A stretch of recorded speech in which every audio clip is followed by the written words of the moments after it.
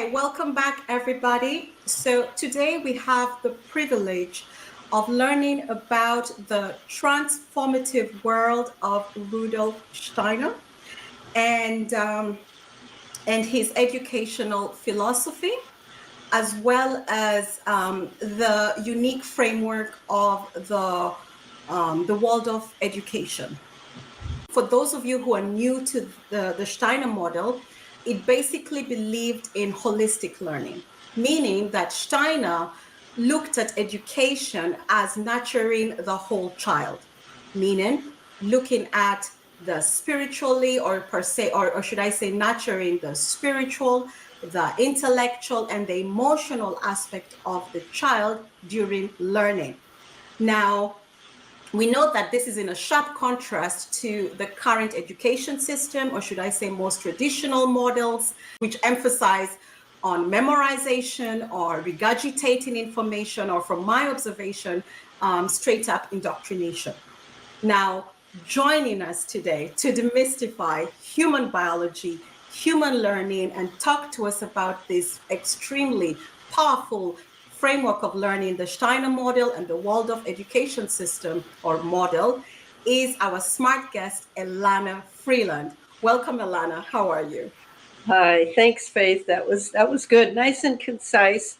I would have added the word physical to the Waldorf education as well, because the body was extremely important to Rudolf Steiner, given that it is our vessel and vehicle through this life. But yes, I'm delighted. I actually didn't know what we were going to talk about when I came on, because there are several things I've spent a lot of time on, but always at the center, at the core, is Rudolf Steiner. I've been 45-year student of Rudolf Steiner. Even after I left the Waldorf movement, I continue to drink at his well because he understood the challenges we would be facing in this century.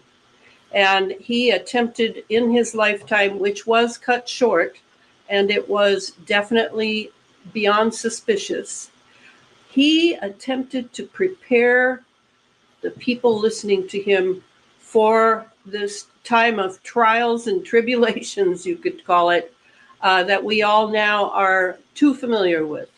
So yes, I don't know why. There were certain things in my youth that I didn't value, probably to the degree I should have, but I understood the value of two things. One, when I came across Chinese medicine, I knew that the Western model was flawed. I knew there were no virus, for example, and I studied Chinese medicine for 6 years, thinking I would be a Chinese medical doctor. I had a letter of introduction all the way to China. And then, wouldn't you know it, on my way to China, I was in the Hawaiian Islands waiting for the ship that I had made a deal with to come and pick me up. And I read one night, because I had nothing to do. No one was in the house I was staying in. I picked a book up on Waldorf education called The Way of a Child by A.C. Harwood, and read that book, and completely my life changed. I knew I had to do that. I had to go in that direction, not become a Chinese medical doctor. And so I began another foot of my journey, my destiny, which I now know was my destiny. And by following the Waldorf education model, and then going forward into more of Steiner's writings and his lectures that were written down, I realized how all-encompassing this man was, and began deep study. So, you never know what life is going to bring you when you're making plans. That's what I've realized. Yeah, I'm making plans, and who knows how that'll go, right? Yeah, we talked about that with one of our guests, Sherry, and I was telling her how, in Western culture is very linear. You must have a plan, stick to it, keep, straight lines. And I was telling her in African culture, most cultures, we believe in the wave, Yes. going with the wave. And even when we're talking, it doesn't matter what, the Westerners might perceive something as off topic, but we believe that spirit is actually coming through because someone wants to hear it in some different time, space, and time. Yes.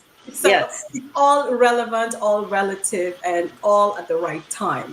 Well, and that really was what science originally was. I mean, Mm, I need to stress that Rudolf Steiner is often thought of as a mystic or a philosopher, or in Waldorf, of course, a great educator. But we know that he gave indications to many people doing different things in human culture. So he wasn't just in education or just in the arts or just in metaphysics. He actually was in translating from the Austro-Hungarian Empire way of doing schooling for upper learning. He actually was a PhD in physics. That's really what he was. And he did his thesis on Johann von Goethe's color theory and plant morphology. So, he's one of those sort of all over the place scientists because he understood that science is really about inquiry. It really is about you inquire, you form a thesis, you then test your thesis in the laboratory or in nature or wherever, and you go from there. So I always want to remind people, because of course now that one of my great interests, 4 books worth so far, I have to say, is geoengineering. How yes. did I end up in geoengineering? Hmm. Uh, I followed Steiner, and I followed my senses that something was going on in the sky, Hmm. and I needed to know what it was. That was 15 years ago. So I was trained by Rudolf Steiner, by my studies with him through his works, not so much in the citadel of anthroposophy, which is the name of his philosophy, in Dornach, Switzerland, as just books that are more neutral. I can open to a page, I can go back 10 pages and reread something. It's not a video being fed into my retina. It's not something that I'm subject to, who decided was valuable and wasn't. I can read straight from the person who is now deceased, but their works are still very alive. And I can study what they said and try things on my own. And that's pretty much how I looked at Steiner after I left Waldorf. Though during my Waldorf years of starting Waldorf schools here in my home state, now a home state, state of Washington, I, I, I followed a lot of things that he was saying. Certainly not everything. It's way too much. He has 6,000 lectures, Very and extensive, like yeah. 20 some books, and I definitely have not read or all of those at all. But there are certain things that I was attracted to, that I followed, and one of those was, of course, thinking, because I've always been I was sort of a prodigy as a child, and I've always read since I was very young, too young really, and I wanted to understand what thinking was, because it's quite mysterious that you can have these thoughts in your head, and then you open your mouth and out comes sometimes some very surprising connections. I didn't understand, and when I was told that that was the brain doing that, well, I'm Romanian by heritage on my mother's side, so and Romanians are semi mystics. Definitely. Yeah. I immediately knew that my brain was, well, I like this metaphor. The brain is my diving board, Mm-hmm. but I'm the diver. And together we make the dive. So for me, who's producing that dive? Well, the impulse has to come first from me, or there is no dive. So I understood that thinking was a fantastic thing that the animals can't do as we do, and that there were some thinkers who were definitely pretty diabolical and definitely committed to destruction and seemed to have no feeling. And if there's anything for the Waldorf education that I dearly love, it is that the thinking, feeling, and willing, the three functions of the human being, primary functions that we are born with, but need a lot of development, and that's where culture comes in. You know, for the family and the people around the family and the laws of the land, and you know all these things that now have obviously are collapsing due to the evil that has been done in, well, since World War II. I have to say, I would put it at possibly 1933. Things sort of took a left turn, you might say. And in Latin, the word for left is sinister. So they took a sinister direction, and now here we are in a war, a real war, but it just looks different because you don't see artillery, you don't see infantry, you don't see soldiers marching in the streets, but it is a war to see if we can save human civilization. That's really what's going on. So, you know, somehow when I was young, I had the wisdom, yes, for Chinese medicine, which I still use, by the way. And I have not gone to a Western doctor since I was 13, and I figured out it was a money deal. That's what it was. It was a money deal. It had nothing to do with my health or anything like that. Um, I have used Chinese medicine with myself and my children and avoided the Western medical model. So, but I understood that when I came across that Waldorf book on my way to China, that I had come across something incredibly important, and I decided to follow in that direction. So I took Waldorf teacher training, Mm-hmm. and I then returned to where I had been living before the training, and started working with some other adults to form a Waldorf school. And that took place in Seattle, Washington. And then there were three other impulses that I followed to start three other schools. So then by that time I was completely burned out because it's a lot of work, and you're the enemy of some people and you're the friend of others, and it's very emotional in America. The parents and all the people who are connected to starting impulses they're influenced by things that they're not even aware of. Awareness really is very low in the American, but their will is strong. They're very willful. They're very wanting to do something, and so that's why Waldorf was quite popular when I got involved in it many years ago, because the children are doing a lot. They're not just listening to the teacher talk up front. They're making their own main lesson books.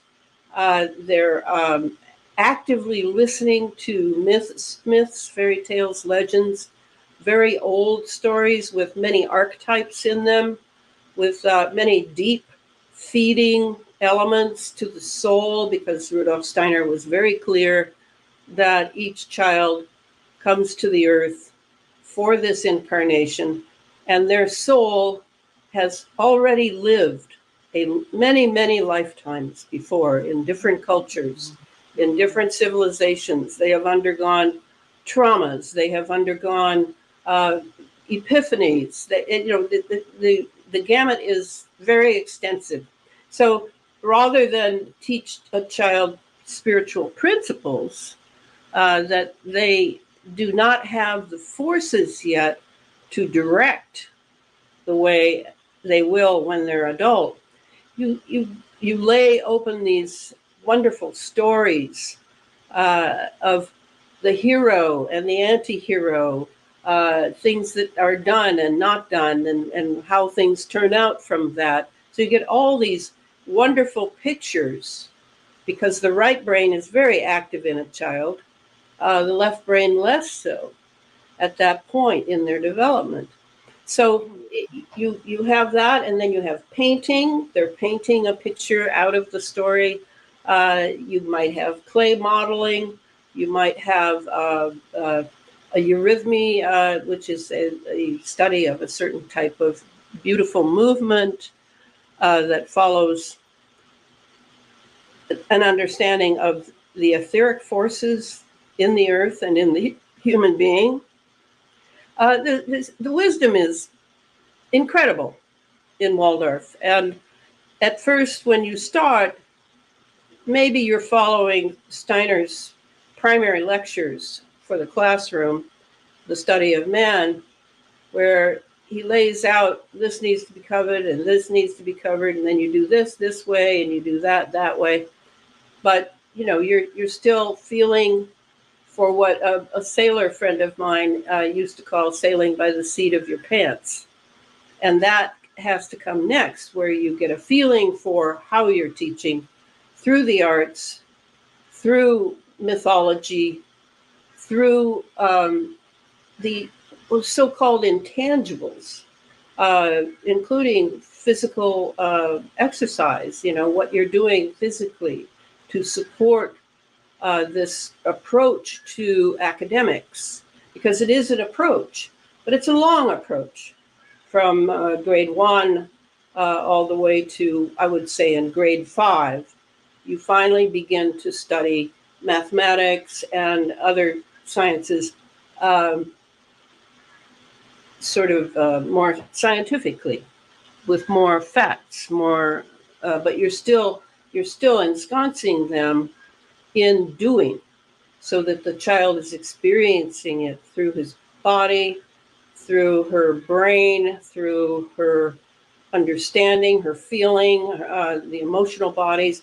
This is key to making sure that each lesson is touching on the entire human being, not just the physical human being, which we're all familiar with, we think, though now we're seeing doubles and clones being used on television interviews for diplomats, for governors of states, prime ministers, etc. We're becoming slowly familiarized with the fact that the physical person is not there. Now we have some sort of either a virtual person, which is done digitally, or we have a double, someone who looks a lot like that person and has been made up to look a little bit more like them, etc., such as the man in Washington that we've had for the last 4 years. So this modern version is requiring a real intelligence that, unfortunately, most people don't have, not because they're stupid, but because they've been completely misled and conditioned, and I would even go so far as to say programmed. That's different from conditioning. Programmed to not be very good at thinking anymore. A lot of people in the United States, because they are surrounded by this wireless technology, are not really very swift in forming their own thoughts anymore. They're being influenced, by what's coming from afar, from a way to send waves, particularly 5G, toward you, 4G as well, by the way, to you or your apartment building or your region or whatever. And suddenly your thoughts are taking a turn from being directed abroad. This sounds scary. It is scary, but it is reality. I'm not talking about conspiracy theory here. This is real. It is often avoided as a topic. Certainly, most teachers do not know this. So when they have, for example, a problem with a child in a classroom, well, now we really need to look a little further than just the family uh, possibly being dysfunctional or the child going through some trauma like a family divorce or something. But we need to look a little bit further. How much computer time are they spending? How long have they been watching television cartoons that have definite subliminal messages in them? Because the power mongers, the ones who are, well, I assume they're still human, but I only know that because they have the human form. I don't know what their allegiances are, and I think that's important to realize. And that's something Rudolf Steiner talks a lot about, by the way, if you look for it. Yeah, I don't know how far that goes, because I know that we are spirits and living in bodies. And we have several subtle bodies that avail us of being able to live spiritually on the earth. Otherwise, when you meet someone who has some sort of disorder and a challenge to their physical body and their ability to be present to all aspects of their lives, you understand that it's not a given that you'll be able to function on a whole level unless you know more. And that to me is the biggest reason to study Steiner education, is that he very much was aware of what we have to face when we incarnate into the earth, particularly in the century he talked about, the 21st century. I mean, he's the one that during the beginning of the 4 years ago, the beginning of the CV-19 inoculations, he was the one that was referred to by two doctors whom I admire. That would be a German doctor and an American doctor. Both of them referred to Rudolf Steiner as having said 100 years before that a vaccine would be created, that once you took it, you would no longer be prone to thinking of spiritual things. And both of them exhibited concern about this. And well, they should have, because that's kind of what the Waldorf teacher today is attempting to prepare children for, is this tremendously challenging time that has just begun. This is just the beginning. It's going to go much further. And so the Waldorf teacher in the classroom is not your typical teacher. For example, in a very good educational format, Montessori, which I'm quite familiar with. I used to talk about the difference between Waldorf and Montessori. It was that both the founders of these educational approaches were aware of when you first receive a child in grade 1, you have a 6-year-old or a 7-year-old, and that's the end of one period of childhood, 0 to 7, and the beginning of the next 7-year period, 7 to 14. Both Maria Montessori and Rudolf Steiner agreed on that. Maria Montessori wanted to empower the children under her care in Rome, because these were pretty much children from very poor families. So she wanted to devise an education whereby the absorbent mind, is what she called it, the absorbent mind of the 6 or 7-year-old would be able to develop very firmly and well, understanding a concept all the way through into tactile elements in the classroom. So she devised her education to empower children to develop the intellect very well and quite quickly. Whereas the Waldorf classroom is extremely different in what they do with the same principle. They know that it's the absorbent mind. We call it something different. But that the teacher needs to appeal to the senses, through the senses, to educate through the senses, not just the intellect or, listening and doing what you're told and that whole thing of traditional education. So the classroom of the Waldorf school is also very tactile. There's lots of things to touch. There's lots of things to interact with, but not as geometric as Maria Montessori had her classroom tactiles. They were all very geometric, very perfectly formed, and the Waldorf classroom is much more filled with nature, things from nature. Yeah, Elana, the whole time you're describing this Waldorf concept, you're awakening my senses to what I have known for a long time, known as the Ubuntu philosophy. When you were talking about the storytelling, yes, and the reincarnation of the child, how the child comes in with knowledge, you took me way back to when the African education was called primitive, because the children were sitting happily in nature under a tree telling stories.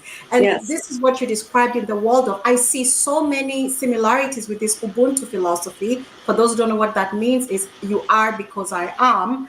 And that doesn't mean just human, you are because I am. It means you, nature, you, the trees, you, the animals, you, the birds, everything around you, you are because I am. And when you also described the teacher, the role of the teacher, it made me think about how everybody sat around a circle and people were telling stories, because this was more of an oratory culture, storytelling culture. And the children were creating, they were telling their stories. Right, and making their own images in their mind.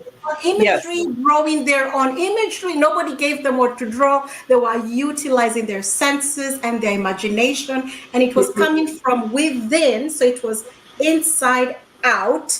And the teacher was also it was this beautiful exchange, rather than now what I see is it's in a book, it's outside in. Yes. So I don't know whether you see this connection, because to me it's so clear now. Very clear, very clear, and it's also based.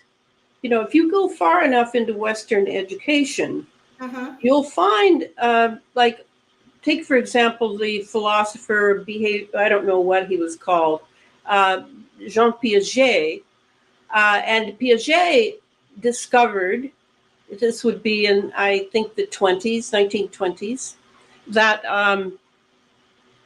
that children go through developmental phases. And certainly any teacher who sails by the seat of their pants has that insight, because, I'm a gifted teacher. Yes, I'm from 5 generations of teachers.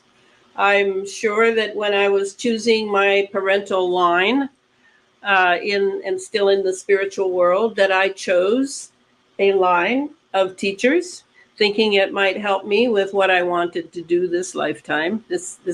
I'm speaking now from my more mystical side, but this is not something I read in a book. This is something I've known since I was a child, because my grandmother was a Romanian gypsy, didn't finish high school, was very much a common person, but with tremendous clairvoyant insight into the future, into the people around her. You know, she was known in our neighborhood, which was all Eastern European, as a power woman, and people would come to the power woman to find out why they heard that their grandmother in the old country was sick, and what could they do. And so she was sort of helping her people through her skill, her innate skill. Okay, so now we have all these books that we can look in, but Rudolf Steiner used to call books little cemeteries. Yeah, they're like, you have to resurrect them. You have to resurrect what's in them through a human being, not just them cemeteries. That's little cemeteries, he called them. So, you know, you have to be able to resurrect them with your own vitality, with your own astrality. I would use that word. Meant. Okay, you read it, but you have to add your own twist to it. Yes. So the difference between this and the African system that you experienced as a girl is simply that now we have concepts of how to guide the child through the different to be a modern Western person. Certainly, you need to guide the child from the absorbent mind period, when they, you know, stories is sufficient to introduce them to all sorts of venues that have to do with real life, and the mathematics you're doing is through rhythm. You know, you're not presenting them with very complex problems. They're not sitting there with their little brows knitted, trying to figure out how to add and subtract and things in first grade. No, you're doing it through the body, through the rhythms of the body, and you know, and marching and throwing things, copper rods, and there's all sorts of things that go on that are physical to give them that feeling in the body. So you're teaching through the body and through the imagination. And the imagination to Rudolf Steiner was not just you're making something more palatable that is generally boring. No, the imagination is a soul capacity of creation. You know, when it says that in the beginning there was God, and God did this and God did that, and here's water and here's this. Well, that's, you know, and then Jesus says, you shall do greater things than I.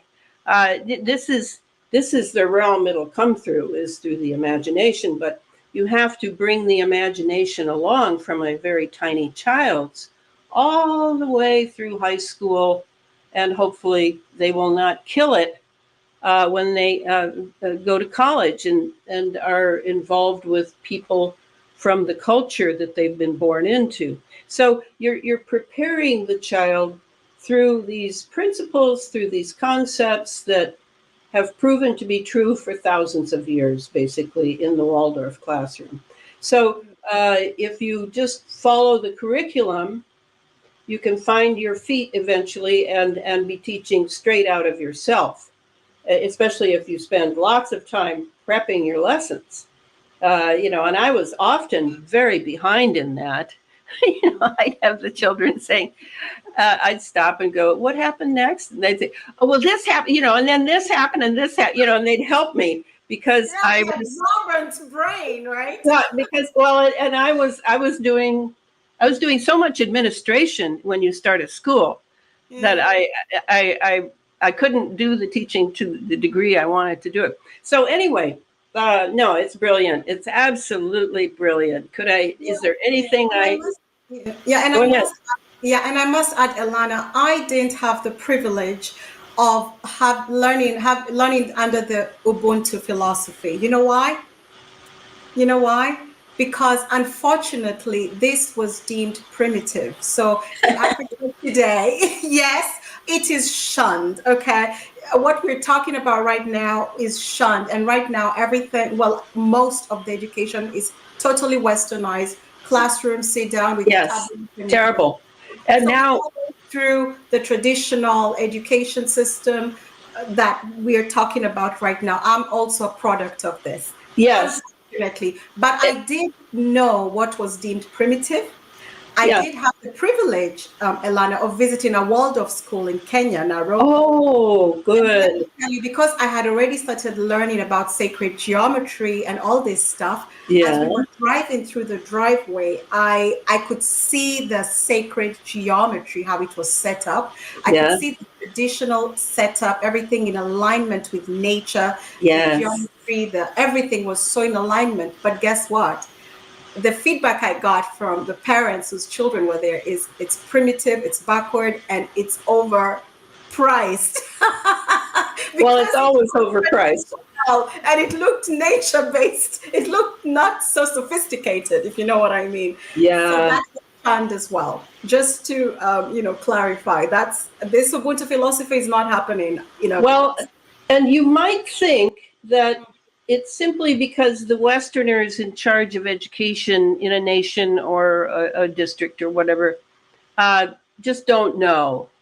They just don't know how valuable this bedrock of the senses and the body Mm, are in early childhood education. They just don't know. No, the truth is the ones at the top know, and they don't want that kind of human being. They do not want the one that has a holistic way of doing things. And how do I know that? Well, I mean, it's not hard to figure out once you get close to these people. I was at one time the private school representative for the state of Washington, where my job was simply to go to private schools and have a little checklist and check off, you know, they're doing this and they're doing this and they're, you know, they're in compliance. That was my job. But by being able to visit these private schools, which were generally pretty small, mm. um, I got to see what people were doing. And I met some astonishingly great teachers in those private schools who couldn't take the system and did not want to be compromised by the system. Now, we say the system and we think it's just an accumulation of a bunch of bureaucrats, maybe, or something like that. But what it really seems to be is a capital S system, which may even have, Rudolf Steiner would say, some sort of entity consciousness of its own. That Mhm. so much has gone into this of people who are into power, people who don't just like having summer vacations and don't really teach very well at all. You know, all sorts of things have gone into this system to allow it to be like a huge eater of souls would be what I would say, an eater of souls, because you Mhm. know Steiner makes it very clear that when you are the teacher of small children, particularly small children, that would be under grade 5, you have a tremendous responsibility, Yes, you because do. if you teach a lesson Mhm. and you are not engaged in it, you are basically killing that child's soul. You have to be ready for these lessons. He does not at all see it as I mean, a lot of schools, such as the Summerhill movement in America, that's one of the movements of when I was a young woman. It was more about how you felt as a student and were you comfortable. And, you know, the parents were paying top dollar. So basically, so their student could do what they want. But did they know what they wanted? Were they ready to know what they really could use that invaluable time for? Did they know what kind of teacher they would need in order to prepare to do great things? No. So, the idea that education is a full gamut where you do what you want over here in the Summerhill version, and then over here you're reading dead textbooks that nobody's bringing alive for you. It's a big gamut, and what does it depend on? Well, it depends on if you're going to have a system, and in a mass society like America is, you need a system. You really do need a system, but it needs a lot of air holes, you might say, where people can breathe a lot more than are allowed now, because bureaucrats, the people with bureaucratic intelligence, they're extremely different from me. They can't stand people like me. No. I mean, I'm a free individual. I'm an astonishing teacher, truthfully. Just leave me alone and let me do my magic, because I know how to do this and you don't. So, it's that kind of problem when you're dealing with a system. And Steiner that's why he wanted all these little Waldorf schools. And he really said that do not hire an administrator. The teachers should run the school. They make all the decisions. The board simply provides the money and argues when, maybe there's not enough money and now we need to look at the budget and that sort of thing. No, the teachers decide all the pedagogical decisions. They deal with this student simply cannot stay because the parent is committed to a philosophy or a religion that, is a problem for the child trying to serve two masters. There are very hard decisions regarding children, and that when you ask a child to leave, it's very painful. The whole class suffers, teachers suffer, because somehow you didn't foresee that family would not really fit into this philosophy, that sort of thing. So I worked very hard those years. That would be 16 years of my life for 4 schools. Was I always right? No, not at all. I was learning myself. But I always stood for Rudolf Steiner. Now, that's an interesting thing, because certain people were coming who were not really fully Waldorf trained, didn't go to training institution like I did, where you're studying a lot of Steiner, along with the Steiner philosophy, along with the classroom pedagogy. And there's a reason for that. Because to cut off the Waldorf classroom from the founder, Rudolf Steiner, and you're not studying his ideas, and you're not delving more deeply into what lies behind Waldorf, it ends up that the Waldorf classroom is less powerful in working for those children, for those incarnating souls who need to develop certain skills to live in this era that they've chosen to be born in. And, I understood that. So I'm sure I could have had a better mannerism. I'm what's known as a choleric, and I sort of say, well, this is what we're going to do, and then this is what we're going to do, and then we're going to do this. It isn't a free-for-all by any means to me. It's the teachers getting ready behind the classroom to in their meetings and working things out, so that when you're in the classroom, you're putting forward a strong footprint of Steiner's insight into what readiness for this era would mean.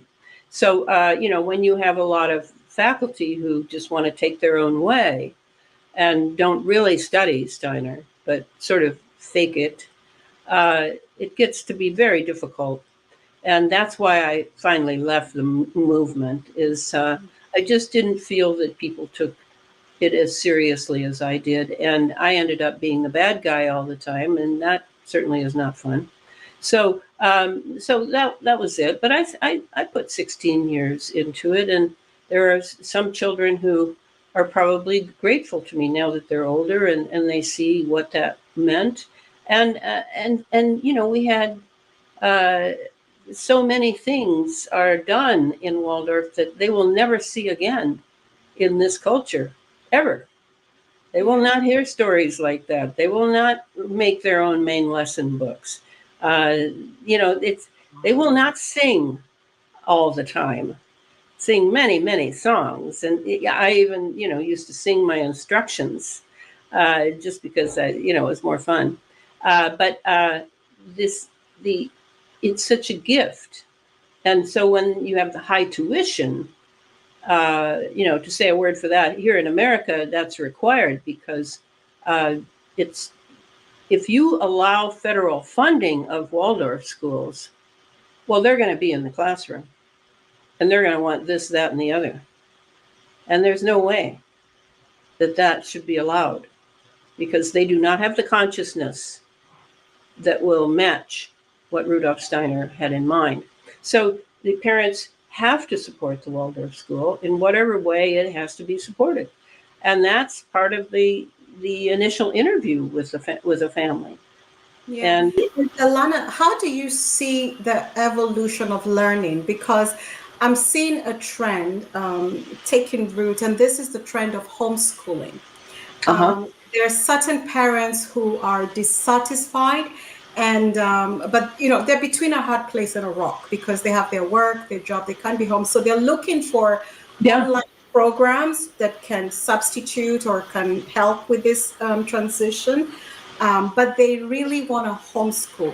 Now, I don't know what your thoughts are on this. Do you see this as, do you think that they can incorporate Waldorf methods somehow on their own? Is there a way for them to learn and implement this by themselves as somebody who is considering homeschooling? Well, I think there are some people, I vaguely remember talking to some people. It was a long time ago. Remember, I don't live this lifestyle anymore.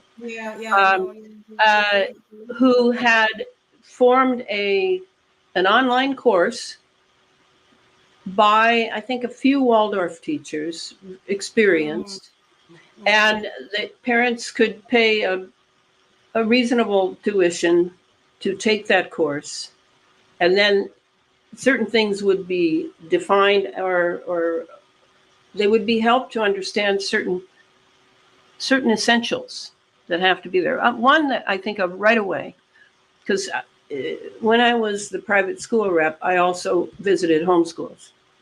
And what I found was that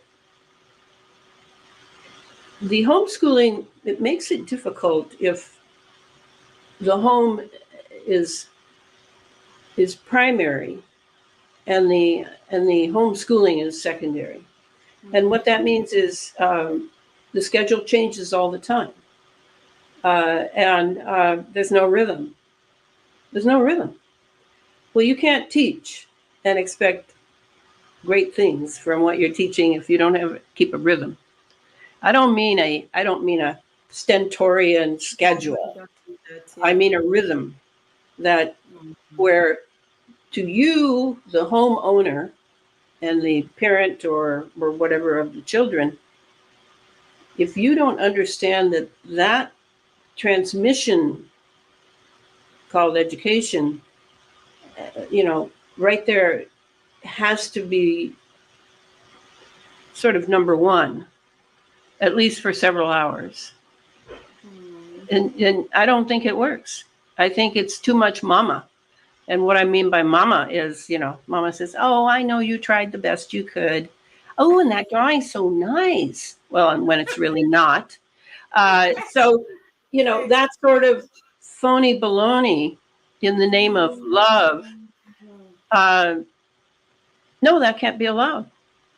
Okay. It has to be a true transmission that the child can mull over. I love that term, mull over. It's such a wonderful, I think it's Anglo-English or something, one of the very ancient, can mull over the concept that you transmitted that day in some way that they hadn't realized was an actual educational principle or concept or something, but now they're lying in bed getting ready to go to sleep and they go, oh, That's what that is. And, feeling pretty smug and pretty happy that they were able to understand it. Or maybe they didn't understand it, and tomorrow they're going to have to ask about it. So, that sort of thing, those sort of things that you don't think are that important in that Waldorf course, that online course, yes, I think homeschooling could work, but there has to be a real respect. This is not just let's hang out and do a little math. That's not what's going on here. Not if you really want it to work for something different. Yeah, I think that's some great advice, because I think a lot of parents struggle, and the ones that I've found who are honest about their situations, some just straight up say, I'm not a teacher. I'm not the best educator, so I need some kind of a substitute or something to supplement or complement it. So I think that's really good advice. And there might even be, now that you mention it, there might even be some books or workbooks on that. I'm thinking of, I must have seen a catalog or something, but I'm thinking there might be. So if you contact a Rudolf Steiner press, for example, or a Steiner press, I can't remember the name of it, but you go to the bookstores or the publishers and say, are there workbooks for homeschoolers who want to present, the curriculum well? Then see what's out there. Yeah. And now, Elana, I'd like us to shift gears a little bit, because we can't have Elana and not talk about geoengineering in detail, right? Well, geoengineering. Especially, Elana, when we're talking about human biology and what geoengineering means. Oh yeah, regarding biology. Oh yeah, well that's key. Where you want to take it. Yeah, Okay. just take it where you want to take it, because I think it's important for us to understand the connection between human biology, geoengineering, the weather, the climate, and all the things happening around us. Right. Well, there's some things happening regarding this that I'm sure your listeners do not know anything about, because there are people that don't want us to know anything about it. But I have made some connections, because I'm a real ace researcher. When it comes to the internet, I can find just about anything. But let's start with the idea of geoengineering. They make it sound like it's just about solar radiation management. They make it sound like it's just about this cover story that they have called climate change or global warming. These are both cover stories. I'm not saying that there's not some truth in them.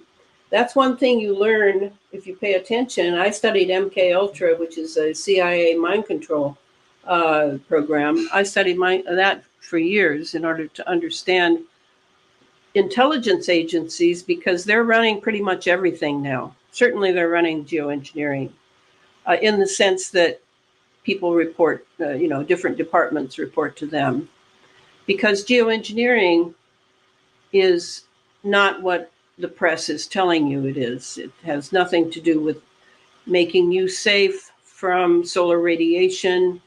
It has nothing to do with any with carbons, for example, that carbons are from our automobiles are bad for the atmosphere. No, it has nothing to do with that. What it has to do with is, and I keep this definition up here. I liked it. I don't know who said it. Geoengineering is intentional manipulation of global scale Earth system processes. Okay, I'm going to read it again. Intentional manipulation of global scale Earth system processes. Okay, and that word intentional is very important, because that means there are real people behind this. This is not aliens bringing it from, Alpha Centauri or anything like that. This is real people making real big money from all the scared people. It's another, similar to the CV-19 drama, it's another way to use fear so that you can get planetary things going.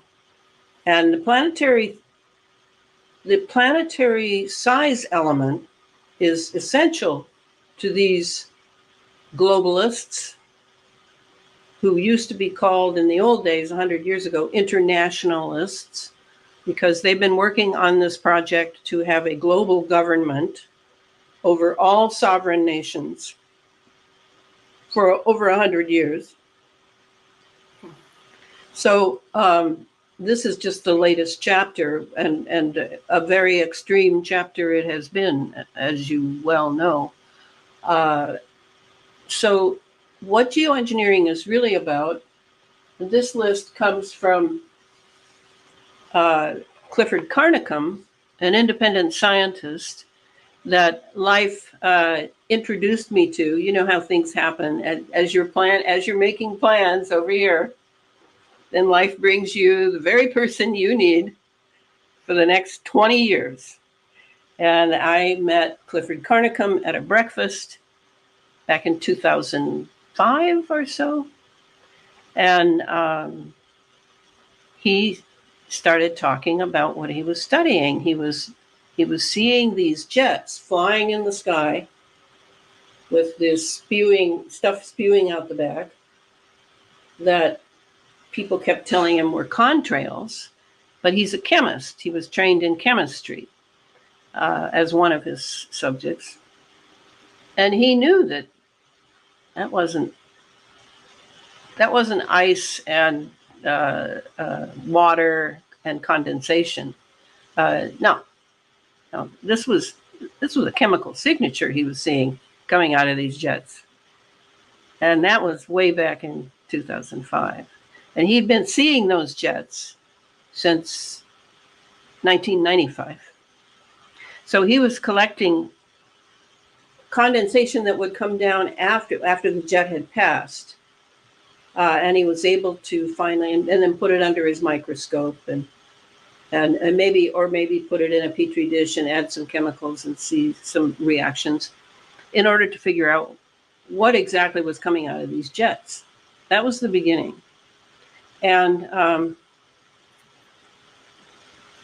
I had a file on chemtrails because I was studying all manner of things. I was writing another series of books I've written that we haven't even gotten close to is the Sub Rosa America series. It's a fictional approach to telling the history of America and what has happened to it since John Kennedy's assassination and a little bit since World War II ended. So Clifford was able to show me that the chemtrails were not just another thing that had happened to America, and they were dumping this crap on us that we're breathing deep into our lungs, and then it goes in our bloodstream, and then it goes straight to the blood-brain barrier and easily gets in there because it's filled with nanoparticles, nanotechnology. Well, at that point, I knew next to nothing about that. And so when I met Clifford and started going to his place and looking through his microscope, first thing I looked at was my spit and saw that there was this creature in it that moved on its own motility. Speaking of biology, and I had a biology background in undergrad. That was my second major. So here's this little wormy guy making its way across the dish I had him in from having, what I did was what Clifford had us all do. There were like 25 of us, is slosh just a sip of red wine or grape juice in our mouth for the sake of the red dye. And then after we brushed our teeth and cleaned our mouth, and then spit that into a clean dish, and then let the residue settle, and then see if anything moved. Well, there it was. This little creature that he had been trying to break into because he realized that the outer form was just a polymer covering, but that whatever this was inside there. So that's the point at which I came into this.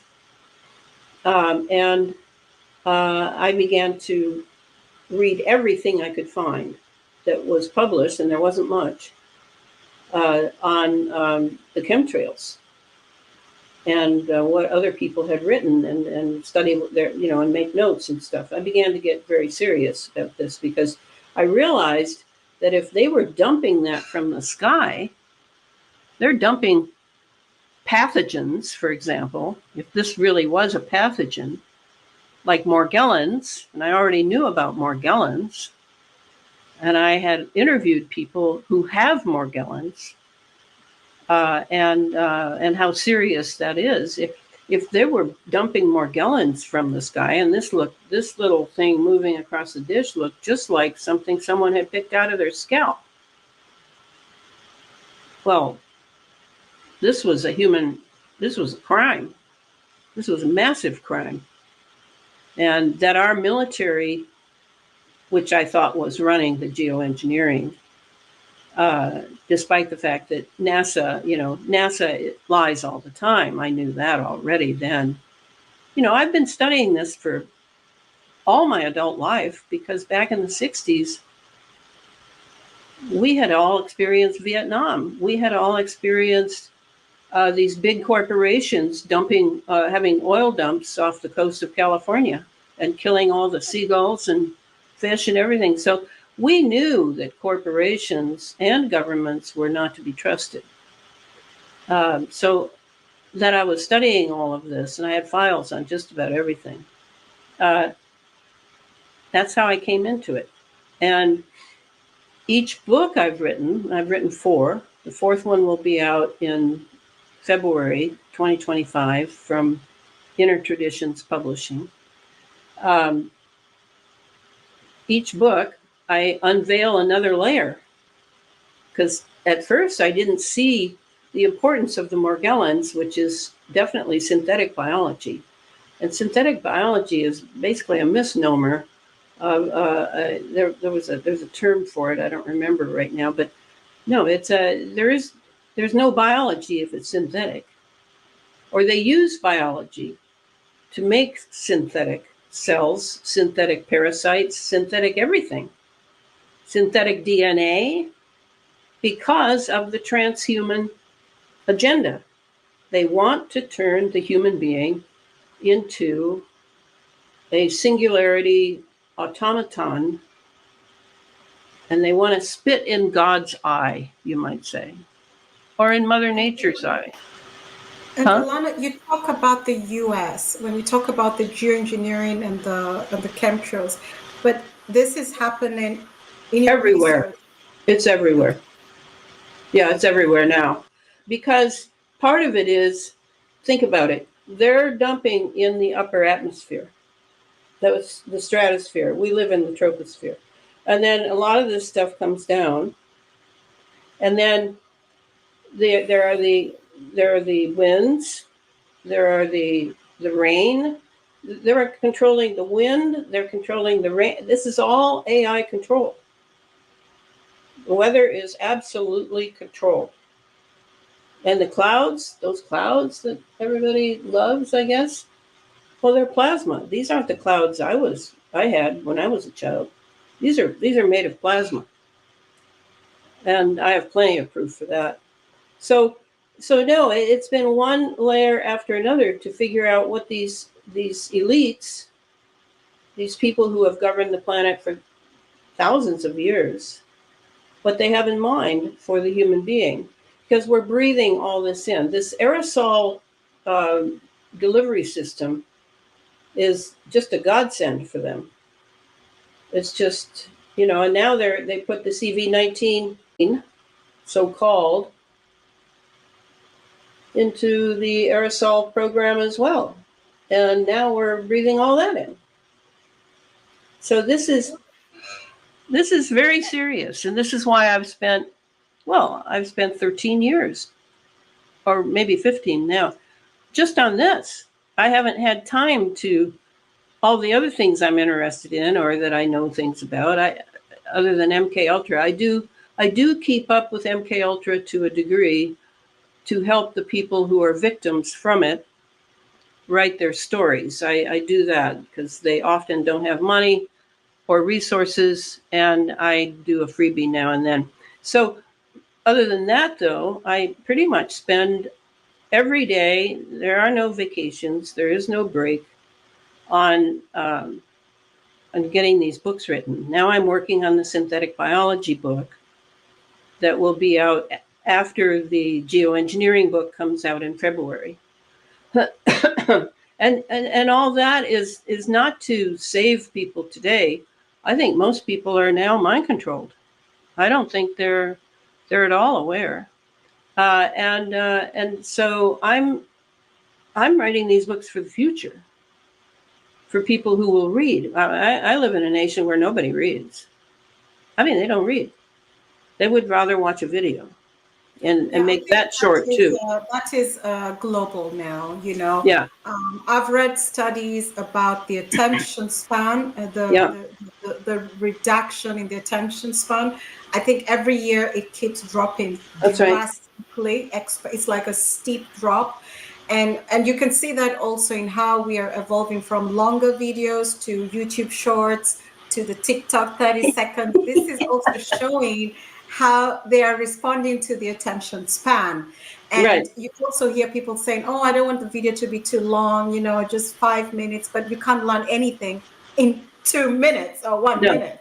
So, yeah, I think this is a global challenge. But just remember that the transhuman movement, what they want eventually is that we'll be completely plugged into the internet, and we will just receive pre-digested news into our cortex. There will be no processing. We will only be given the information we need. So that's what we're facing now. Let's bring back. What does that look like, Elana? What does that look like? That looks like complete mind control, where the human being, first of all, your inner, if you study what the live blood analysis people, and I'm involved with a group out of Australia. I go to their sessions when I have time, and I'm collecting everything they're doing. They make sure I get copies. They're finding, the first thing they've been studying is what is in our blood. Live blood analysis.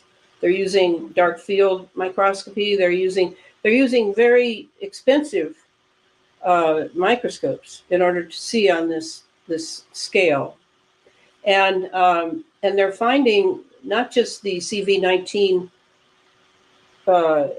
ingredients, hydrogel. I mean, there's so much. They're finding that in everything, not just in your blood. It's in, I just got one yesterday from a woman who has her own microscope, and she has discovered that in Pepsi Cola, there is, it has the same thing in it that the CV19 had in it. It's like identical. So they've got it in the food supply. They're coming at it away from our will, away from our activism, and they're doing it very quietly. And then when someone comes out, like the doctors I'm involved with, they are mainly doctors, then they just put out a bunch of stuff about them not being what they seem, and they're this and they're that, and it's dirty pool then. So this is a real war, and for me, I'm working so hard because I at least want a human remnant, because now with the deaths that have already happened, well, that's among them, maybe not all, but among them is a very big new transhuman, the first transhuman people, and they are being tracked by satellite, and they are they are receiving, a lot of them have to do with hospitals. I would, unless I'm in an automobile crash where, I need immediate attention, I would never go to a hospital, nor would I go to most doctors, of course. But this is already very far along now, because we've all been chattering about the CV-19 now and all the deaths and all of this and that for 4 years. 4 years have gone by. And they've been working steadily all those 4 years. And they're following that first batch of transhumans. So that goes forward. And to me, I just want that there will be some human beings. So I very much support a lot of non-vax people here in my area who find out about me. I certainly don't try to be found out about, because I think that's why I'm still alive. Part of it, and I don't have a PhD in biophysics or anything. So that's where we're at. And to me, Rudolf Steiner, I'm on the front lines in writing these books. So I'm trying to write books that will reflect what I think has happened at this point. Now, there will be a lot of new stuff coming, because there's going to be another hit coming, as I keep finding out. But, to prepare the younger generations for this, it wouldn't be in the Waldorf classroom that you would, hit them with this. This is too big. We're talking about the biosphere and the spraying, the aerosols. Yes. I couldn't help thinking about our gardens. Yeah. You know what I mean?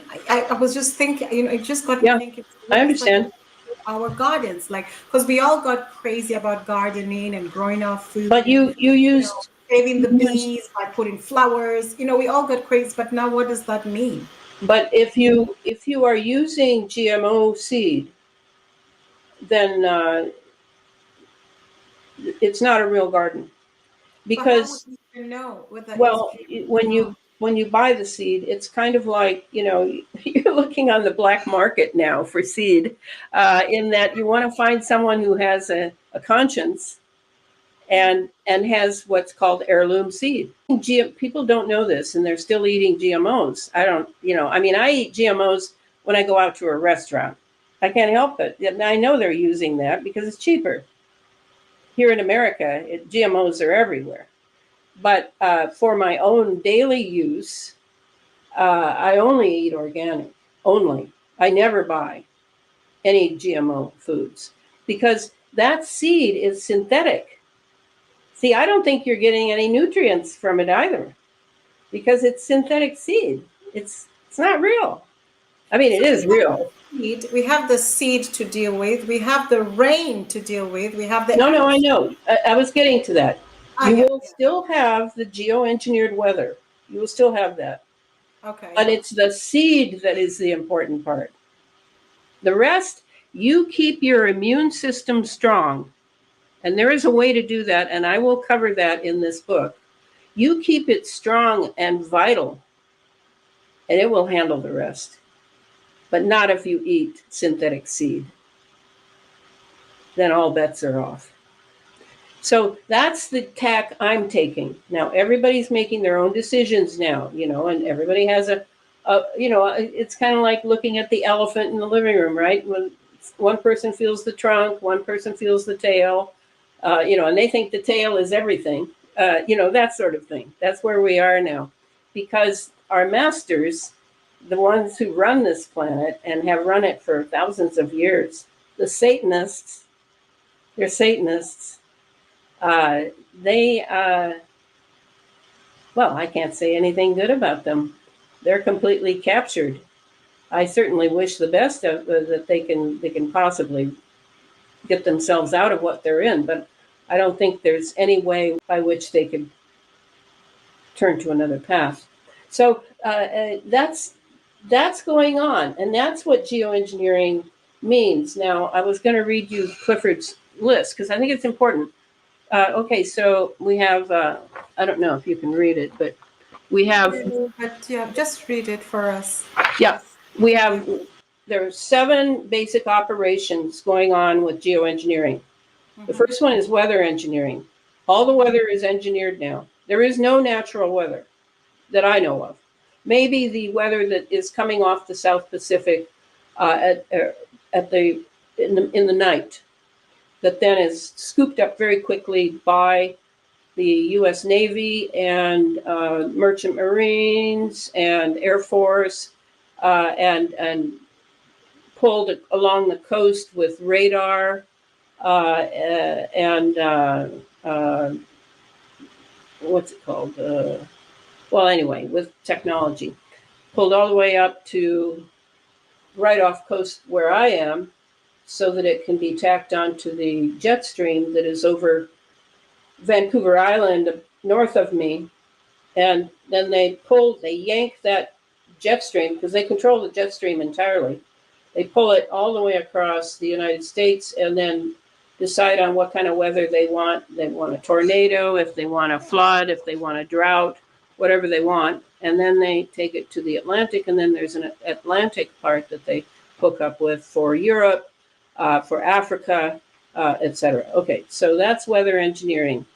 Uh, Along with that comes the chemical and electromagnetic operations, and those are that's all pretty experimental because they're using lasers and radar and a lot of radiation up in the upper atmosphere and our atmosphere.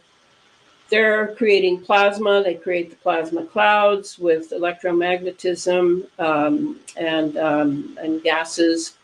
They're controlling the Birkeland currents and Alvin waves, which are essential to our relationship with the sun. They're controlling much about the sun. In fact, I just was sent an email this morning by a guy who seems to me pretty clueless, who just told me that the NASA says we have 2 suns. So I guess that's what they're going to hit us with next. But I'll tell you one thing, one of those suns is not real. One of those suns is a solar simulator that they've had for years. So anyway, then the third operation is planetary geophysical. They're controlling all the fires now. They can heat up areas, and they have all this aluminum oxide in the soil, compacted to 6 inches, that they can set on fire, ignite, and that's all nanotech. That's all nano. So the fires are excruciatingly hot, and often water will not put them out. So that's part of what's going on the geophysical level. Then the fourth operation is directed energy weapons. That certainly is obvious, though I'm sure a lot of people don't realize that a lot in their Internet of Things around them and the 60 hertz or 50 hertz in the walls, all of that can be used as a directed energy weapon now, especially with all the waves that are moving through us and we're not even aware of them. So then the sixth operation is six? Five. The fifth operation is surveillance and neural manipulation, and that simply means they know where all of us are all the time, and mind control is generally being done by satellite now, and that's the purpose of all those little satellites that went up, to be able to control our minds, along with the nanotechnology that we're breathing in from the chemical trails. And then the sixth is digital biology, nanotechnology, transhumanism. Okay, so then a lot of the digital technology that we're breathing in as well. Basically, tiny little computer parts. We breathe those in too. They're so tiny, we have no idea. And as soon as they're in, they can be told where to go in the body. Wow. That's already a done deal. And then the final one is the one that I'm expecting to see any time now, which is the UFO, attack, quote unquote, because they've had exotic propulsion craft since since they brought the Nazis in at the end of World War II, and they can do a lot, and they have cloaking where you can't see it. Your senses need not apply because you're not going to be able to see it, and you certainly aren't going to be able to feel it unless it hits you. So this is what geoengineering really is, and that's why it's taken 4 books for me to lay it out, because all along I've had to learn Wow. all this. What a time to be alive. I know. I'm thrilled to be here. This is the kind of warfare I love. Elana. I am a warrior. I am a warrior through and through. I'm still digesting. I think each of those. Well, you're in shock. I know. mean, it's a lot. Of course you're in shock. I was in shock. I would sit and weep. I would weep. This is it. It's a lot. It's very extensive. You read through the list, but if you really think really deeply about that list, each of that area, that is a whole. Yes. Those are all elephants in every room. Right. So I had to ask myself, as the closing of this most recent geoengineering book, I've learned enough now about all the components. Mm-hmm. If I were to say, is there a way that we can weaken the system, short of going out and trying to pull over some cell towers, which I don't think will work anymore because the satellites are more and more taking up what the cell towers used to do. I think it's our relationship with electromagnetics. I think that's where we have to hit. We have to change our lifestyle. We have to not be such children about, this cool toy like Alexa or whatever that's called. These things that have snuck in like a Trojan horse into our lifestyle that can be used against us. I think this is where we have to begin, is to really strip down. Like I only have my computer. Mm-hmm. I don't have anything else that is on this scale. I don't have a TV. I don't have a cell phone. I refuse to buy one. They're deadly, and you can be controlled 24/7 by that cell phone, even if it's off. It doesn't matter. So I have a landline where I just hung up on 2 people, or maybe only one, and I have my computer, and then I have my electric lights, and then I have these devices I'm putting in my electric sockets that I was gifted with by an electrical engineer. And they broadcast 24/7 a friendly frequency to help my body and brain survive all the 5G and 4G that is everywhere around me, right? All my neighbors, in the air, everywhere. And it seems to be working quite well. I have no joint, I'm 77 years old. I have no joint problems. I have no health problems. I eat very little meat because now they're injecting all the cows in America, including they're trying to take over the organic cows. So I look at food very differently now. Not at all out of my desire, not at all out of my appetite, not at all out of being pure, because I know nothing is pure now. And it doesn't taste the same. And I was having a conversation with a colleague of mine, and she was telling me how all of a sudden she's allergic to fruits that she loved. and I ate a nectarine, which I love, and it I felt like it almost killed me, because my stomach hurt. It has never happened before. So we were having this conversation, and she said, because maybe our body recognizes it's foreign. Well, it recognizes it's not real. Yeah, Yeah, because we and ate these fruits, but now all of a sudden everyone is allergic to almost everything, or it doesn't well, just taste there is the same. no such thing as allergic. I mean, you can throw that out. That is the body rebelling against whatever you just put in it. But Really. the animal products, yes, everything. And I'm training myself to eat less. Well, at 77, you really don't need that much food, to tell you the truth, if you've lived a very vital and full life. But I definitely think that by giving you my list, I have given you a whole bunch of things that you need to study. And you really have to begin with my books because I don't know anyone else using that particular system and going as deep as I do. So there it is. I know that you can get my books. Okay, they are published, they have been translated into Serbian Okay. and Dutch. Okay. But so far, no Danes have taken it up. But But they're you can English. get it in English Yeah, in from, Denmark, a lot of people speak English very well. yeah, and you might be able to get some of the books over there. And then also Watkins in London.